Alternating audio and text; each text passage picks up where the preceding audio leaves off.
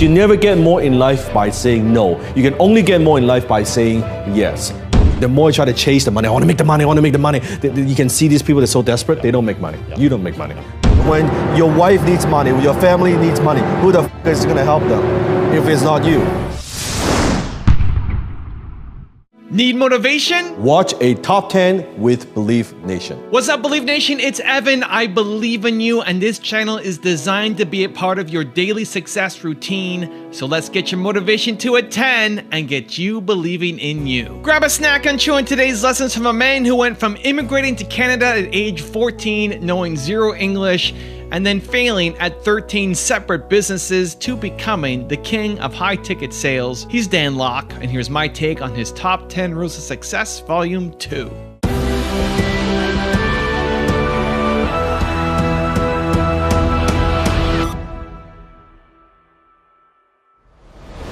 Okay, let's kick it off with rule number 1. Say a lot of yes. You need to say a lot of yes. Because you never get more in life by saying no. You can only get more in life by saying yes. Say yes to that opportunity. Say yes meeting to that new person. Say yes going to that new city.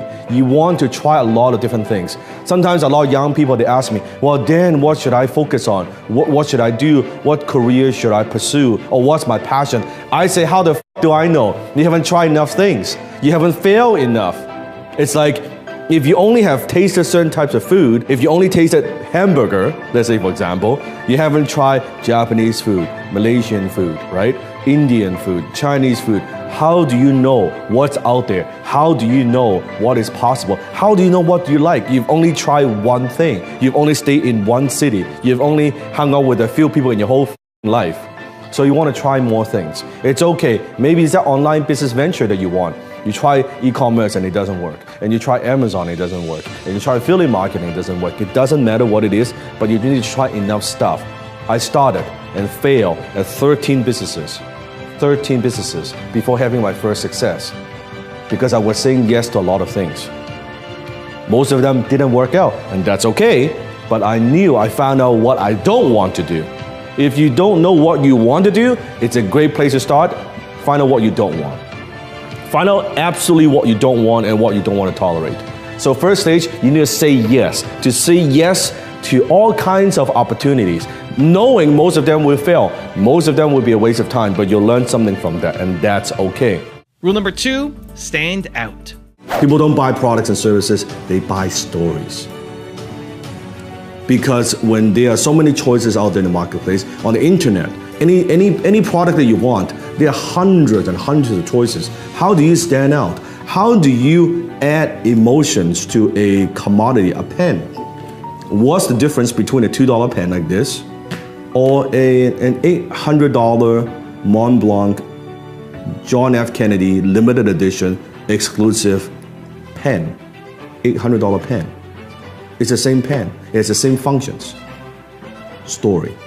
When you add story to an item, suddenly when you add the John F. Kennedy, the president's story attached to a brand, to a logo, it is 10 times more valuable. It is 100 times more valuable. It is 300 times more valuable, that particular pen. All because the story, it writes the same. A $2 pen you can write too. That's the difference. So think about what's the story? How can you inject stories into everything that you do? Rule number 3, show up. People ask me all the time, when am I flying to your city? When am I going to fly to you? Dan, I would love to attend one of your seminars when you come to my city. The answer is never. What if I never come to your city? What if I never fly to your town? Then what are you gonna do? What if I don't come 3 years, 5 years, 10 years? You're gonna wait 10 years? It makes no sense. Don't wait. Nobody's gonna come rescue you, nobody's gonna save you. You got to show up and you got to go to whatever, wherever it takes. I remember years ago when my mentor asked me and say, hey, I wanna have breakfast. I flew to LA just to have a single breakfast with my mentor. And you're waiting and you're waiting, and what the f are you waiting for? You're waiting for me to come to the city, you're waiting for the perfect timing, you're waiting for everything is perfectly lined up, you're waiting for what's convenient. The problem is you put your convenience ahead of your conviction. Convenience and conviction don't live on the same block.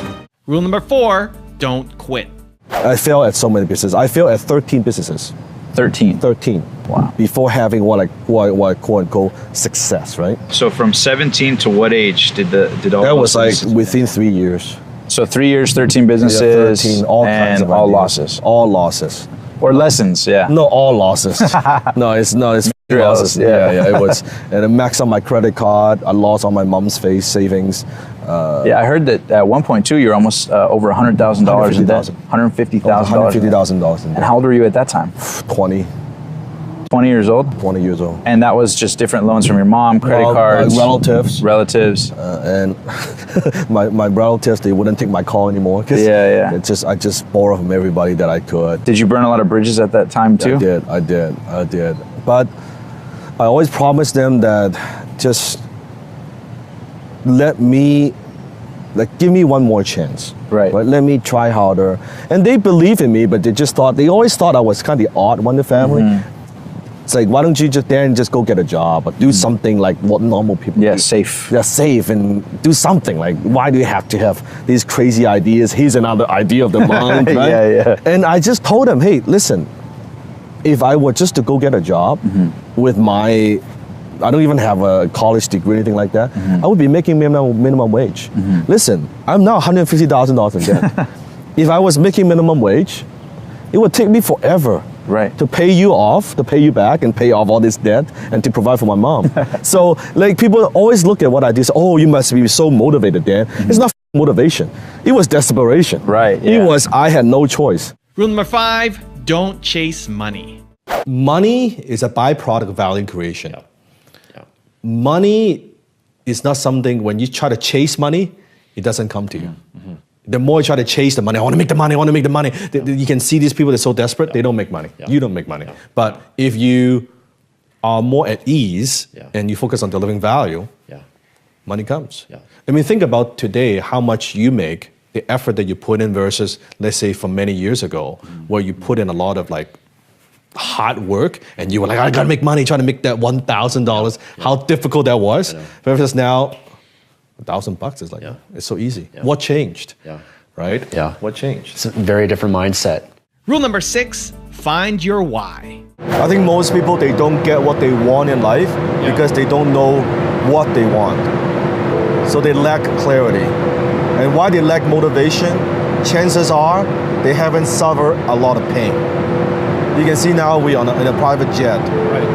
I remember when, many years ago, when I was struggling in business, couldn't pay the bills. My father had his first stroke, and I was so much in debt, and I couldn't even afford the plane ticket. He was in the hospital, he was an emergency, and I couldn't afford even to buy an economy ticket, because I was in Canada, and he was in Hong Kong. That incident, that experience, just gave me so much pain. When you have enough pain, then your motivation. I said to myself, I never, ever, ever want to live that like that again.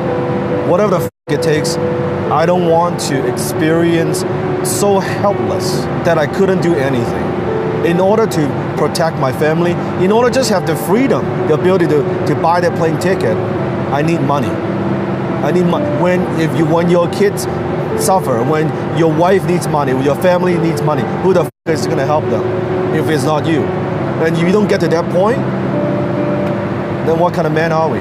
Rule number 7, find the right mentors. I saw this book one day on eBay. I was just browsing around to look at some stuff, and I saw the title captivated me. It's called Your First 100 Million. I thought, what kind of book is this? Like, that's a pretty bossy title. As a copywriter, Right. That's a good title, right? I click on it, and I saw the price was $400 US for a book. I thought to myself, who in the right mind would spend $400 on a book? No way.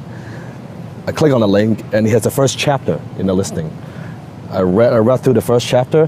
Before you know it, I was the idiot that bought the book. Right? I spent the $400, I bought the book. Yeah. I read through the whole book. It had such a big impact on me. Because at the time, I was already looking for the second mentor, because I was already experiencing success, and Alan wasn't well, and I was looking for something more. And when I saw, Dan Penny, I call him Big Dan. Right. I saw Big Dan, it's like, this is the guy I want to learn from. I called the castle. Just straight up. I just called the castle, man. How did you get the number? It's in the book. Just call the castle. Yeah. Right? And of course, when I first called the castle, you got the gatekeeper. But I went through a lot of like different things, and I went to the castle seminar, and that's how. And at the time, Big Dan wasn't as popular as today. It was. I remember when I went to the castle, it's like 4 or 5 guys. I was one of them. He did it once a year. I think at the time he was maybe in semi-retirement, and that's again he's been my mentor now for more than 10 years. Keep in mind, I was at the time before the 20, maybe 25-ish, 26, something like that. And I was making good money. I was making maybe $500,000, whatever, a year. $500,000 a year? $500,000 a year, something like that. And I would call up Big Dan and tell him, you know, hey man, you know, I'm pretty good, 20-some years old, making $500,000. But I was, I mean, for any guys. Right. You feel pretty good about yourself, right? 20-some years old, I'm pretty smart, right? And especially after listening to his advice and make some changes. So I call him and talk, say, hey, you know, so he asked me, how are you doing? So, oh man, you know, doing this stuff, I'm doing all this stuff. Right. So how much money are you making now? About, you know, $500,000 bucks, right? Right. It was feeling pretty good. Silence. So he said, so what the f are you, $500,000 there? Yeah. That's him. That's Yeah. the always, doesn't matter what I do, every time I talk to him, it's nothing. Yeah. Whatever I'm doing, whatever, compared to what he's done, is nothing. He always gives you context of the bigger game. Big again. Rule number 8, learn from martial arts. But I find that the martial art philosophies have helped me a lot in business.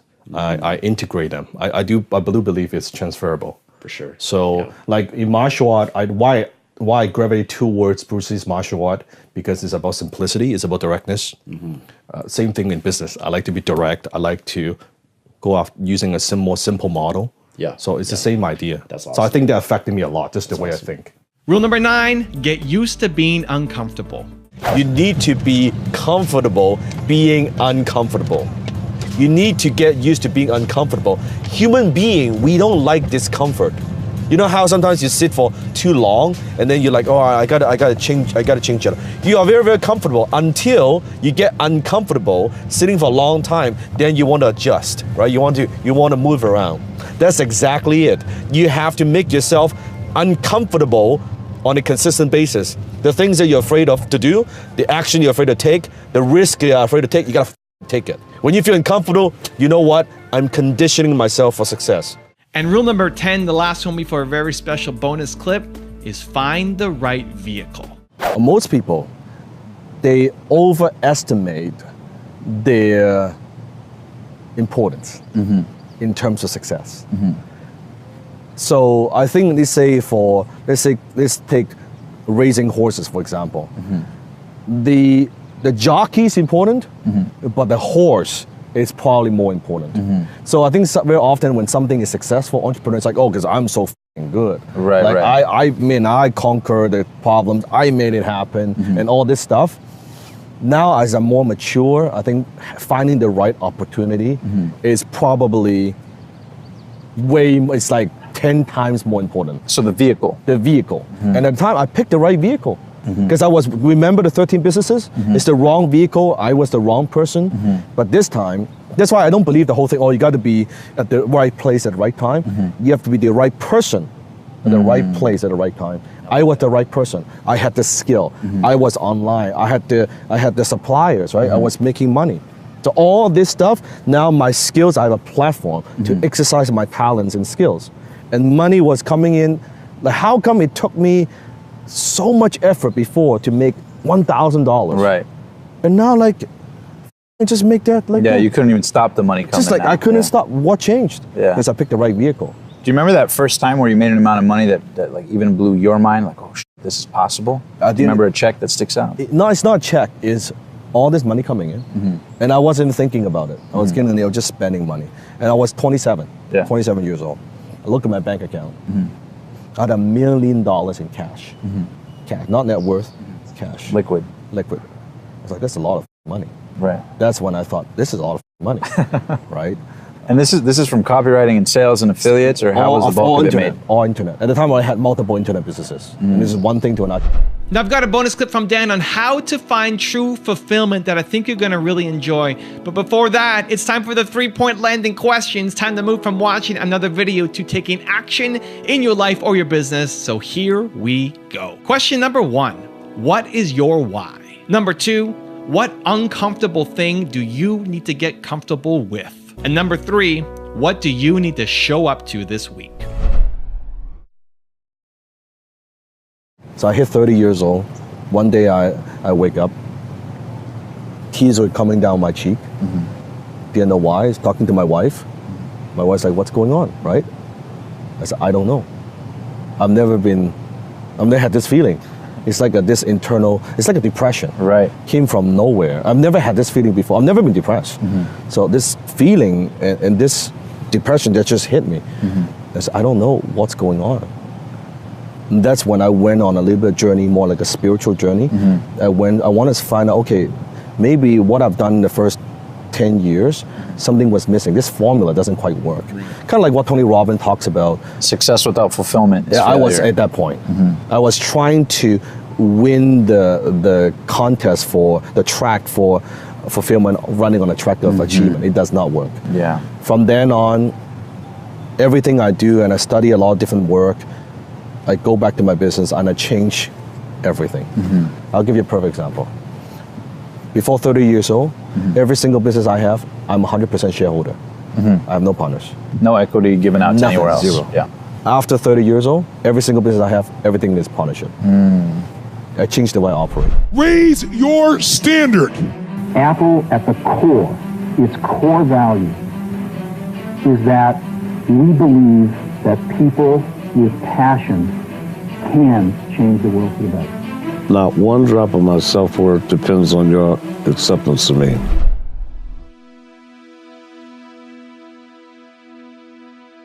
If you like this video, check out the top 10 we did on Dan Locke's mentor, Dan Pena. The link is right next to me. I think you're going to enjoy it. Continue to believe, and I'll see you there. Self-esteem is the key to high performance. It's not work if you love what you're doing. But does that look like your group?